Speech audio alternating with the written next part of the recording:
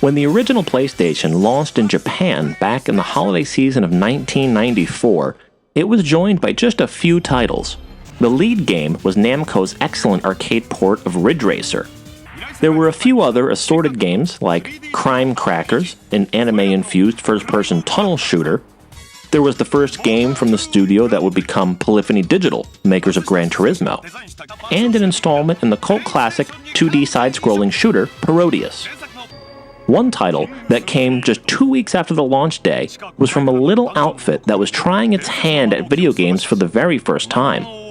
This was a fully 3D dungeon exploration game called Kingsfield, brought into the world by a studio called FromSoftware. Originally founded in the late 1980s as a developer of business software, the small company made the leap to making video games with the introduction of the PlayStation and never looked back. Its very first game caught enough attention out of the gate, taking advantage of the window of opportunity when a new platform had relatively few games, and by also making good use of the new 3D hardware to offer something not possible on prior generations of systems. FromSoftware was successful enough in this that their marquee Kingsfield game spawned 2 more sequels in a short-lived franchise. The following 2 games were brought over to North America by the smaller publisher ASCII Entertainment. These games were very cult classics on the original PlayStation, lost beneath the mountains of other titles that released for that system in the years to come, but they definitely carved out a certain style and aesthetic from a studio that seemed to relish a kind of medieval Dungeons & Dragons setting, packed with mystery, exploration, creatures, and some unforgiving game mechanics and design. But FromSoftware was not wedded to any one game or franchise that it produced. It went on to make 2 more niche titles for the PlayStation, Echo Knight and Shadow Tower, both published by ASCII's new spin-off company for localizing smaller Japanese titles called Agitech, both of which also played with very dark and mysterious themes. But they also developed the much more mainstream Armored Core games on the PlayStation, which were popular and successful enough that Sony themselves took an interest in bringing them over and publishing them in North America. They even brought their expertise in this genre to Sega when they brought out Frame Gride for the Dreamcast early in that console's lifespan in Japan before the system had even come out in North America. When the PlayStation 2 was then coming around the corner, FromSoftware again attempted to take advantage of being an early mover on the platform, bringing not one RPG, but 2 to the launch of the PlayStation 2, when it hit North America in the fall of 2000, with both Eternal Ring and Evergrace making it to day 1 with the PS2, thanks again to publishing from Agitech. But these games did not necessarily catch on or catch attention the way Kingsfield had done on the first PlayStation. Perhaps because they were among a deluge of PS2 titles that shipped alongside that system on day 1, and then were reinforced with another flood of titles in 2001. Perhaps because the games did not exactly match the tastes of Western audiences. Either way, FromSoftware remained a very small, niche player who turned out eccentric and odd titles that were very deep cuts for Western players to recognize among the broad swath of other games on the market. It was from this point of view that Western gamers curiously tilted their heads to read that a planned GameCube RPG was not coming from the famous companies like Squaresoft or Enix, but was coming from this little studio called FromSoftware. During the lead-up to the release of the GameCube, a title had bounced around the rumor mill that was said to be the first proper Japanese RPG on the system, known only with the one-word name, Rune. But that was about all that was known initially, until Space World 2001, just on the eve of the Japanese launch. There it was revealed that FromSoftware was behind this mysterious title. In fact, IGN had to inform its Nintendo-based audience who this studio was, as they had never worked on a Nintendo platform before, pointing out the spate of PlayStation and PlayStation 2 games the studio had made over the years. News broke shortly after that it would be a card-based RPG, which immediately conjured ideas of being a Pokemon imitator. But these were quickly dispelled, as it was said to be an RPG focused on a more adult audience than Pokemon. And the first screenshot that was shown appeared to depict a more medieval world, focused around a female character. The studio promoted their new mystery title with banners on the train ride to the Space World show, with slogans such as, "You need speed," and "You need knowledge," which, out of context, means nothing in particular, but in hindsight shows where their focus was in producing the gameplay thrust behind the game.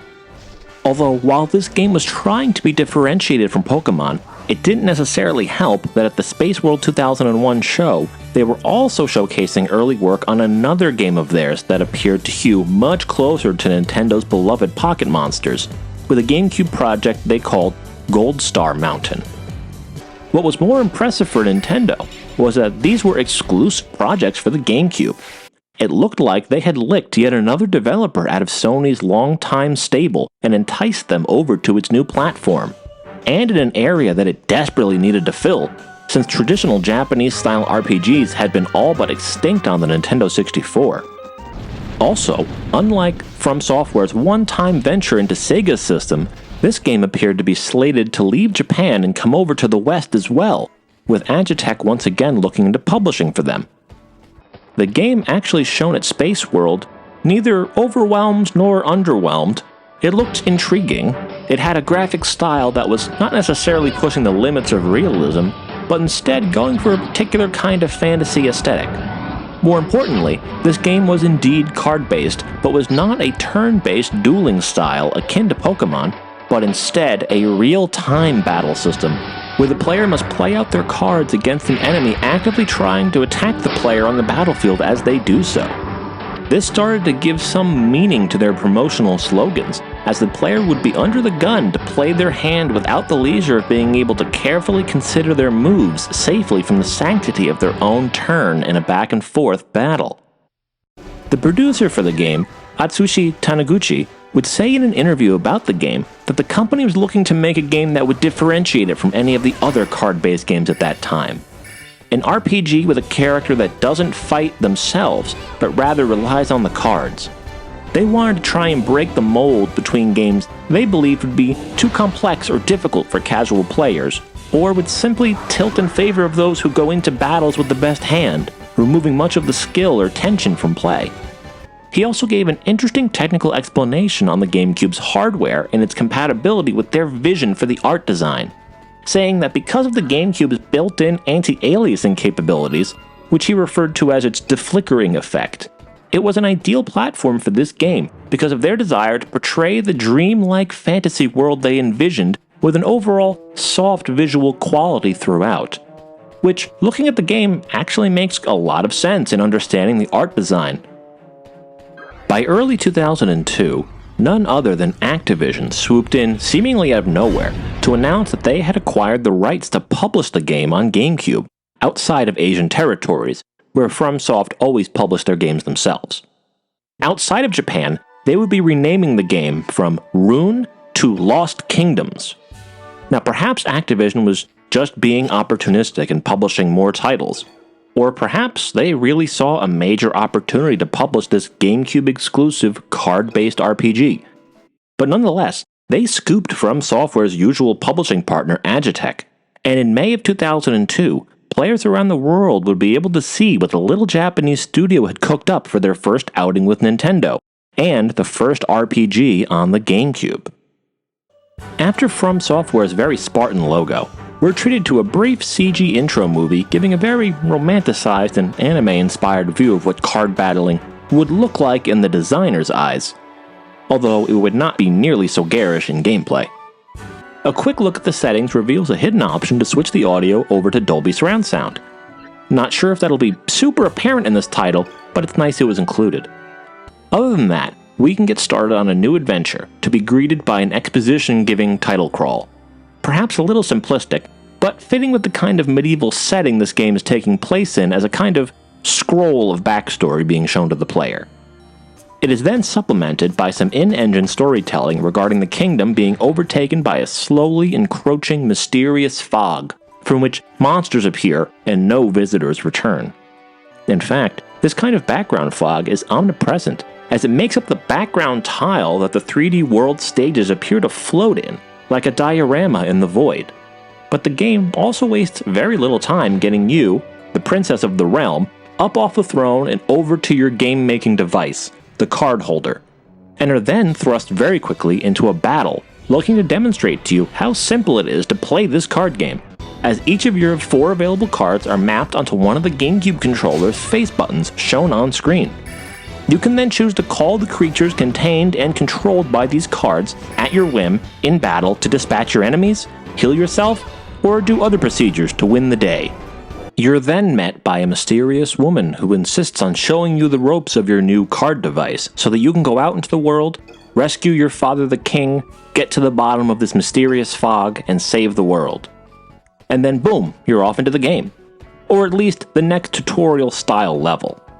While the graphical style of Lost Kingdoms is not an overwhelming example of next-generation power, and looks somewhat akin to a Dreamcast-era RPG, it does indeed show and express the lush world the developers talked of delivering, as you're put out into the next area with green grass, healthy trees, colorful treasure chests and worlds, and runestones bearing more tutorial information. It's also a nice stylistic graphical choice that when you enter a battle with an enemy, which are not seen on the map and are instead sprung randomly on the player as they wander the scene, the area of the map you are in is segmented off into the void, and you're left to fight enemies within that little corner of the map. This can actually have strategic purposes, since your character is incapable of attacking on their own. Their only way to hit, trigger, or destroy certain objects from the map is to do so within a battle sequence. So you'll need to keep that in mind to achieve certain things on the overworld map, and may employ cards in battle not necessarily towards enemies, but also towards obstacles and items. Another interesting twist on the overworld versus battle map dichotomy. Now once you learn the basics of how to deploy cards you have in battle, the tutorial system then steps things up and tells you very clearly that you will not just be able to throw around cards forever and expect to progress in your journey. You will need to stop in between battles and levels to level up your stats, build and trade around different cards, as well as consider the attributes shown on the cards and shown to be attached to your enemies, to play them off against each other with a quasi-rock-paper-scissors style system, where certain attributes are advantageous against and weak towards others. Now the idea that FromSoftware teased of needing speed and needing knowledge make more sense. You need to make all the kinds of mental calculations, thoughts, and trade-offs regarding which cards, with which stats and attributes to play off against which monsters with their own respective stats and attributes during a live match where they're tromping over the map trying to actively reduce you to a puddle of blood. The game is putting you in the hot seat to play speed cards in a real-time RPG battle system. A very interesting idea. A clever twist on the card game genre indeed. And one I am personally wholly unsuited for. For a while, I could get past the introductory level, doing exactly what the game advised against, and just spamming away the cards at my disposal. By the time I made it to the second level, another really nicely atmospheric, yet still soft and dreamlike look inside of an abandoned town overcome by the fog, I already got towards just the end of that second level and ran out of cards to play, and ended up needing to quit the level to regroup and try again. There is also a between levels shop where you visit the mysterious woman and buy and sell cards with her. But this is where I decided to hang up my controller and leave this game to the card players, RPG gamers, and FromSoftware fans out there. I'm not knocking it. I really like the idea of this game. The world it sets up is stylistically nice, even if a little on the simpler side. I respect their ideas in a version of a genre I am already out of my depth in trying to play normally. I know this is a good game, and I want to keep it in my GameCube library, even if just to bang my head against the wall further until the knowledge of how to play it starts to seep into my head some nebulous day in the future. If anything about this game sounds interesting to you, you'll probably really like it. It's a very interesting idea. Well thought out and executed incredibly well by a caring team looking to craft a unique experience. Plus, if you notice at the title screen, there's also a 2-player mode. This lets you take the game's battle engine and have 2 players in a face-to-face duel with one another, akin to Pokemon Stadium, but in the style of Lost Kingdom's battle system. A really nice addition and use of the formula. So if this game is at all in your wheelhouse or area of interest, I'd recommend checking it out. It's closer to hidden gem status than not, and due to its relatively small 170,000 units sold exclusively on the GameCube, it's one of the rarer gems out there to look for. but it's also a piece of a very famous studio's history. And as we continue on our journey, we'll see if they have anything else up their sleeves in the future.